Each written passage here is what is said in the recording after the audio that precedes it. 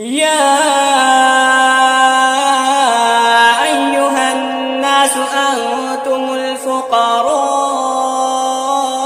إلى الله والله هو الغني الحميد إن يشأ يذهبكم ويأتي بخلق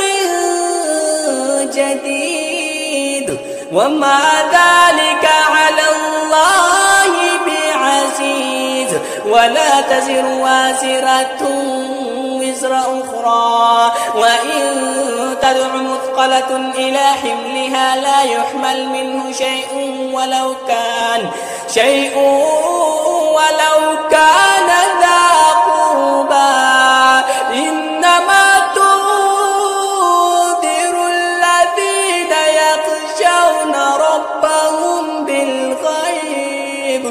بالغيب وأقاموا الصلاة ومن تزكى فإنما يتزكى لنفسه وإلى الله